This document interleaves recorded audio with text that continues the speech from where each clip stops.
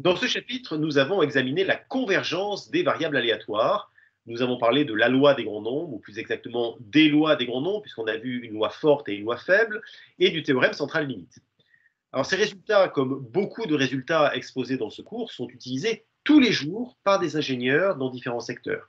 Transport, aérospatial, génie civil, énergie, télécommunications, informatique, biotechnologie, banque et assurance, on pourrait continuer comme ça pendant des heures. Ce n'est pas juste un exercice académique, c'est aussi un exercice utilisé tous les jours par des ingénieurs. Et du coup, j'ai invité un ancien élève, Guillaume Medj, donc promotion 2013, centralien de promotion 2013, qui, après un stage chez AXA, est entré chez Allianz, un assureur bien connu. Et d'ailleurs, il intervient aujourd'hui, Guillaume intervient en troisième année dans la filière stratégie et finance. Et je lui ai demandé de venir pour nous raconter un tout petit peu son parcours et également nous dire comment, au quotidien, il utilise le cours de CIP et plus précisément la loi ou les lois des grands nombres. Alors Guillaume, tout d'abord, merci d'avoir accepté l'invitation. Merci d'être avec nous. Est-ce que tu peux, avant de parler de la loi des grands nombres, nous dire un mot et sur ce que tu fais chez Allianz? Bien sûr. Alors bonjour John, tout d'abord, et puis merci de me donner l'occasion d'un petit peu partager avec les étudiants. Alors à la sortie de l'école, j'ai cherché un métier qui me permette d'articuler trois aspects qui m'intéressaient particulièrement. L'analyse des comportements humains, la finance d'entreprise, et je voulais pas non plus trop perdre sur les questions quantitatives et continuer à me poser des questions sur les mathématiques. L'actuariat, c'est-à-dire finalement les spécialistes du quantitatif, c'était un bon candidat en termes de métier. Je suis donc rentré chez Allianz dans une équipe spécialisée dans la construction des hypothèses pour l'assurance vie et l'assurance santé. En quelques mots, les questions qu'on s'y posait, c'était par exemple, quelle projection sur l'espérance de vie dans 20, 30 ou 40 ans? Quel retrait prévoir sur les prochaines années? C'est-à-dire l'argent que des gens nous confient en tant qu'assureurs, à quel rythme ils vont le récupérer? S'il y a de fortes variations sur les marchés financiers, est-ce que cela tient toujours? Sans oublier différents aspects de gestion du risque, où nous cherchions à savoir ce que nos hypothèses donneraient dans le pire des cas. Alors le pire des cas, c'est un peu du jargon, mais c'est de dire un assureur doit faire faillite au pire une fois tous les 200 ans. Finalement, quelles erreurs j'ai sur les hypothèses que j'estime? Quelle est la volatilité à court terme de mes hypothèses? Quel impact d'une pandémie ou de diverses catastrophes sur notre portefeuille? Alors à l'époque, comme modèle, on utilisait la grippe espagnole ou H1N1. Ça changera probablement.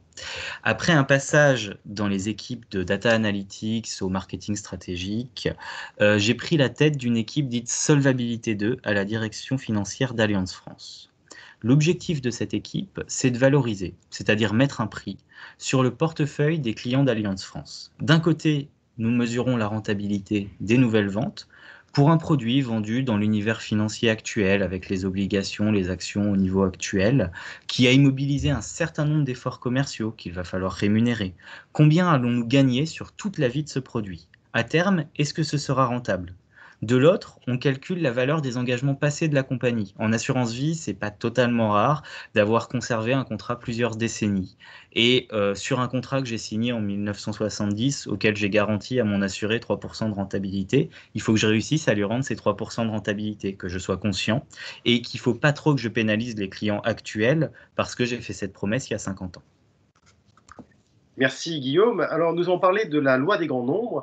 Est-ce que tu peux nous dire comment les professionnels de l'assurance, comment toi, tu l'utilises fréquemment?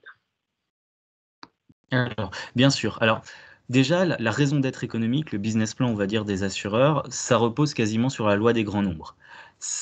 L'objectif d'un assureur, c'est de mutualiser un risque de décès, de maladie, d'accident de la route, d'incendie, de non-fonctionnement d'un satellite sur certaines spécialités. Il s'agit de regrouper tous nos assurés dans un portefeuille qui ont une certaine probabilité de voir ce risque se réaliser. On parle de la fréquence et une certaine distribution du montant à couvrir. On parle de la sévérité. Si on regroupe de nombreux risques et que la fréquence et la sévérité suivent des lois équivalentes pour tous les assurés dans le portefeuille, on se trouve très proche des hypothèses de la loi des grands nombres. On est donc capable de prévoir combien nous allons devoir payer pour résoudre les sinistres de nos assurés. La moyenne de la loi des grands nombres, ce qu'on appelle la provision mathématique, c'est ce qu'on cherche à calculer.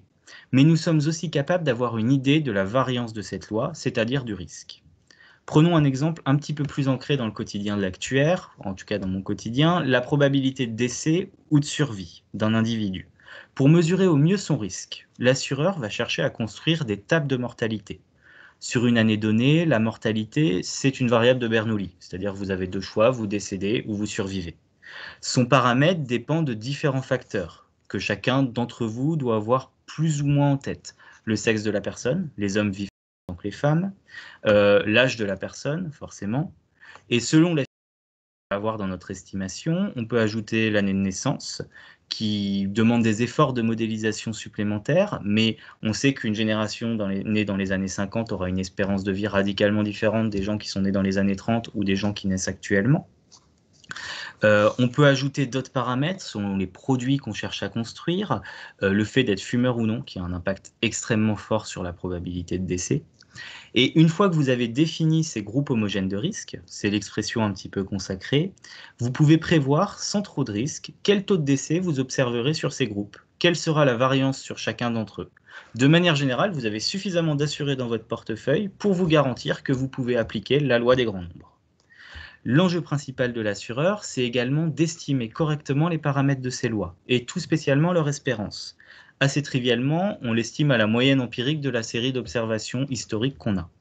La moyenne empirique, c'est un estimateur convergent de l'espérance, comme vous avez dû voir pendant le cours. C'est une conséquence de la loi des grands nombres. Pour réduire le risque sur cet estimateur au maximum, les assureurs vont chercher à avoir le plus grand nombre de données empiriques possible. Sur les tables de mortalité, par exemple, ça s'est souvent traduit par une mise en commun de toutes les données des assureurs de la place. Les Allianz, AXA, la CNP, tous les assureurs mettent leurs données historiques de mortalité dans une même base et on fait les calculs. Dans les domaines d'assurance non-vie, on peut préférer avoir une précision nettement plus faible, une variance nettement plus importante de ces assureurs, parce qu'on est sur des données plus spécifiques. Et ça va expliquer pourquoi, je ne sais pas, si vous faites de la moto et que vous allez chez deux assureurs différents, avec le même profil, la même moto, eh ben, l'un va vous faire payer 2 fois plus cher parce qu'il a eu des mauvaises expériences avec cette moto et que donc son expression du risque est différente de l'autre assureur. Pour finir, l'assurance moderne a développé une assez grande sophistication. C'est-à-dire là, je vous parlais de l'assurance qu'on fait depuis 2-3 siècles, c'est-à-dire vraiment ce concept de mutualisation. Aujourd'hui, on fait des modèles de projection assez sophistiqués qui se basent économique, sur des comportements dynamiques des clients face à l'environnement financier, sur des modèles de décision du management et de décision d'investissement financier.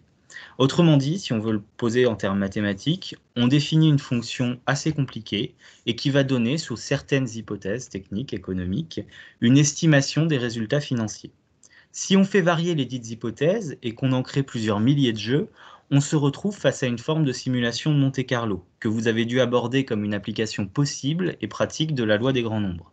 La moyenne de notre estimation de résultats financiers, des résultats de cette fonction sous tous les jeux d'hypothèses, nous donne l'espérance de résultats financiers. Ben, merci pour cet éclairage et ces informations. Y a-t-il d'autres éléments du cours de CIP, en particulier ou en général, qui te sont utiles au quotidien? Alors justement, par exemple, si je parle de scénarios, les scénarios économiques, les 1000 scénarios économiques qui nous permettent de faire notre Monte-Carlo, comment construire ces hypothèses de manière pertinente? Là-dessus, on va s'appuyer énormément sur les développements faits autour des processus stochastiques dans la finance de marché depuis 40 ans. Les lois de Black-Scholes et compagnie, afin de construire ce qu'on appelle des générateurs de scénarios économiques. Comme vous le verrez probablement plus tard dans votre scolarité, pour ceux qui s'y intéressent, la notion de mesure de probabilité a acquis une place absolument centrale dans ces théories. Et en fait, si on ne comprend pas cette notion de mesure de probabilité, on n'y comprend rien. De manière générale, la loi des grands nombres, c'est un outil très répandu lorsqu'on fait des statistiques appliquées, mais ce n'est pas une martingale. Et parfois, avant de l'utiliser brutalement, c'est bien de retourner vers la théorie de la probabilité. Lorsqu'on adopte une approche plus recherche et développement de l'actuariat, c'est commun d'intégrer des vecteurs gaussiens dans sa réflexion, et c'est très répandu de chercher finalement ma variable d'intérêt, quelle est la loi vers laquelle elle converge vraiment. Et selon les définitions de convergence en loi que vous allez voir. on n'est pas obligé d'appliquer tout le temps la loi des grands nombres de manière brutale. Merci Guillaume pour tous ces éclairages. Merci d'avoir participé à ce cours de CIP. Puis, chers amis, pour le prochain cours, ce sera le 12e et donc dernier cours de cet enseignement. Et nous parlerons de marche aléatoire et d'introduction au processus stochastique. Encore une fois, merci Guillaume et à bientôt. Merci.